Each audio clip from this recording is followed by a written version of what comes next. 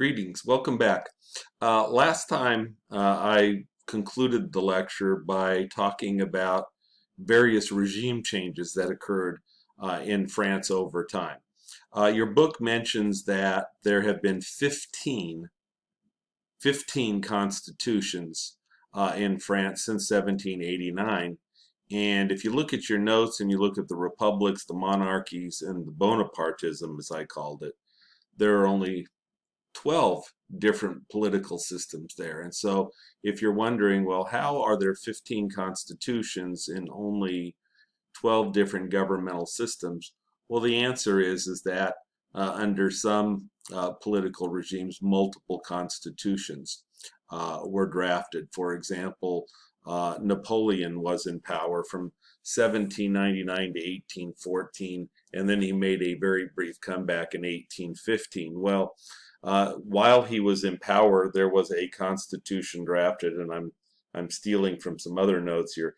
In 1799, that obviously brought him to power, and then in 1802, the Constitution was changed to essentially give him a lifetime tenure.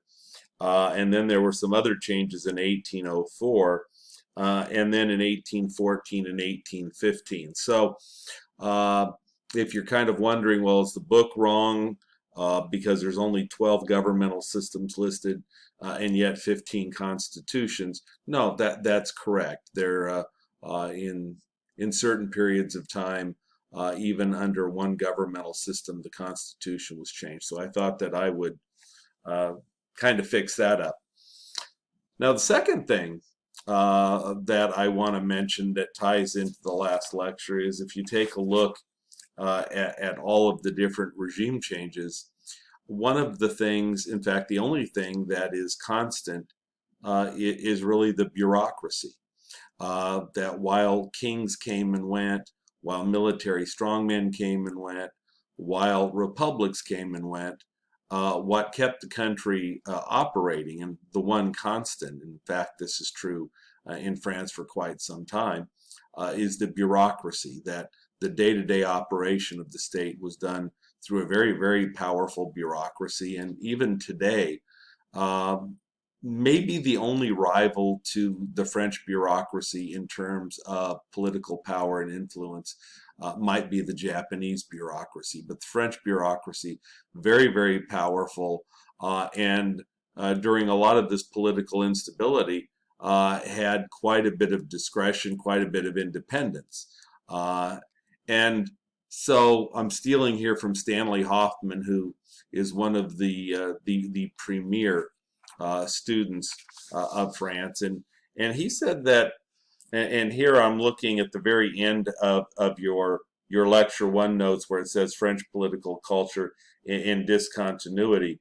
You will notice that there are two traits that are seemingly contradictory. On the one hand, citizens of France distrust the state. They want the state to leave them alone, and have been very, very defensive towards the states.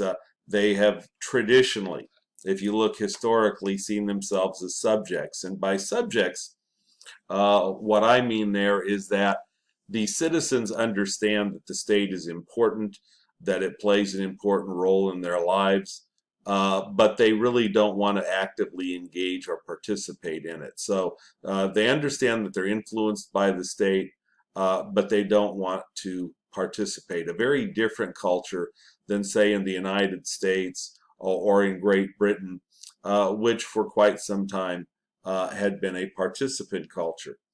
The second concept that's at the end of the notes for this first lecture is this concept of statism, and you will hear that phrase a lot. It is a creature of the French Revolution. Remember going all the way back to our discussion of Great Britain. Remember I talked about how France became the first modern state during the 30 Years' War, and one of the three traits of a modern state was a well-developed, well-defined, very efficient bureaucracy. And the French, along with the Swedes, developed this bureaucracy very efficiently very early on. Now, the bureaucracy was modernized significantly under Napoleon and has had some reforms since. And the idea of statism is that the state and its agencies should solve societal problems. So this is kind of strange because, you know, if you look at your notes and what I just told you, citizens kind of distrust the state, and yet they expect that same state that they distrust to solve their problems. And so the result of that is that it has created a situation where traditionally the French trusted their bureaucracy more than their political establishment because it was what was pervasive, it was what lasted. This is very alien to Americans. We are very distrustful of our bureaucrats. We make fun of the bureaucracy. And so keep in mind this tug of war between these two forces. One last thing to tie up this first lecture is to keep in mind this tug of war that exists between conservatives and liberals. Historically, the notion that the primary political value for conservatives is order, is security. The person that is best able to do this is a strong executive, whether it is a king, whether it is an emperor, whether it is a strong president like de Gaulle.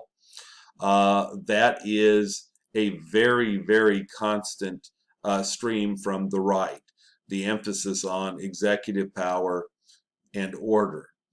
The emphasis from the left, the primary political value is equality, and the result of that was the creation of those first four republics that really emphasized extreme democracy. While it was very democratic, while it really did foster tremendous equity, certainly these democratic systems in the first four republics were far more democratic than what the British or what America developed.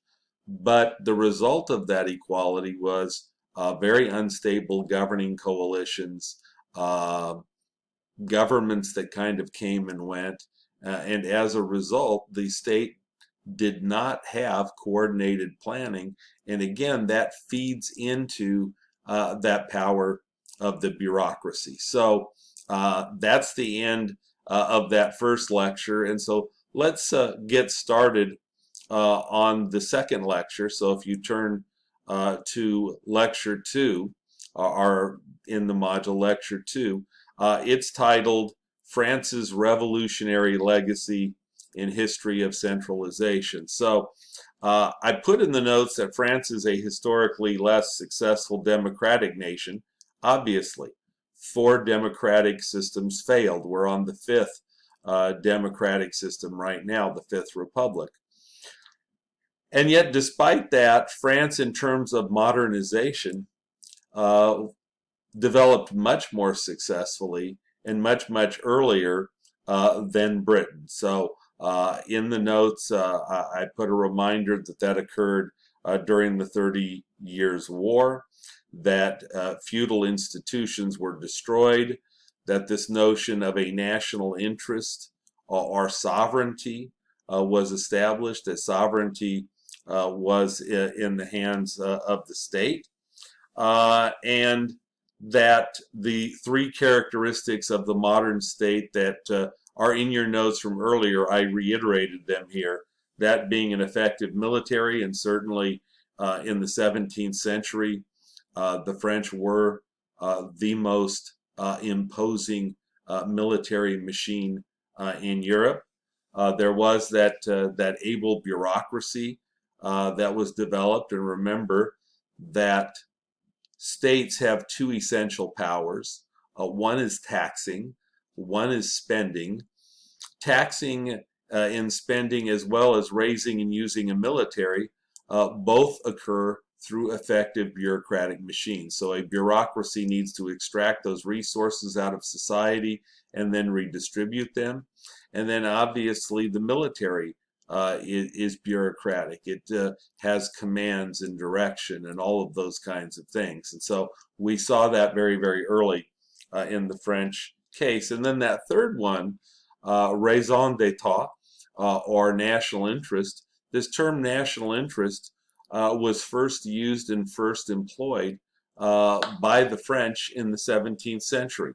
If you listen to the news regularly, you will hear policymakers, for example, American presidents, will use this term often, that we are doing this action because we have determined that it is in the national interest. And of course, what the national interest is varies from governmental leader to governmental leader, and yet there is this implicit assumption that all states do in fact have a series of national interests. Your book begins and goes back a long, long way. Your book actually kind of dates France with Clovis. Clovis united the Franks back in the 5th century. He died early in the 6th century.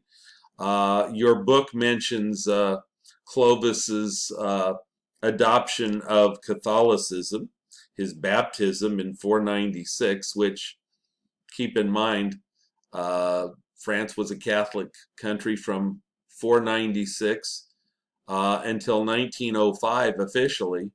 And even today, 90% of French babies are baptized in the Catholic faith, and we'll talk about that later on. But I would add something else to your book that's not in your book, and that is that it is Clovis that selected Paris as his capital. And so not only France, but of course the center of France, Paris, goes all the way back to Clovis. Another thing that I would take note of is that at one time there was a real challenge to Catholicism. Islam had spread throughout North Africa. Islam had then spread into Spain, and Islam had come over the mountains and into France, and it was unclear whether Christendom or whether Islam was going to prevail. Your book mentions Charles Martel, Charlemagne's grandfather, who defeated the Moors at the Battle of Tours. I didn't put that in the notes, and it doesn't matter, but this is what repelled the advance of Islam into France and secured France as a Catholic country in this particular case. And so I would agree with Roskin when he notes that that this may have saved Christianity in Europe. Certainly, it was the first significant stop of the Islamic invaders. They had been very, very successful in their march across North Africa. They had been very, very successful in taking over Spain. In fact, you see a strong Islamic presence in Spain that was not removed totally until the 15th century in 1492 in stages. So the influence of Islam in Spain is very, very significant, but was defeated fairly early in France. So in the next lecture, I want to get into the discussion of the 100 Years' War. I know we've talked about the 100 Years' War from the British perspective. I'm going to look at the 100 Years' War from the French perspective, talk a little bit about absolutism in France and the lead up to the French Revolution. So I hope you enjoyed it. I know it's kind of tough sitting here giving lectures from my kitchen table and not seeing you and not having any interaction. But doing the best I can and hope you're enjoying the information. Have a wonderful day. See you next.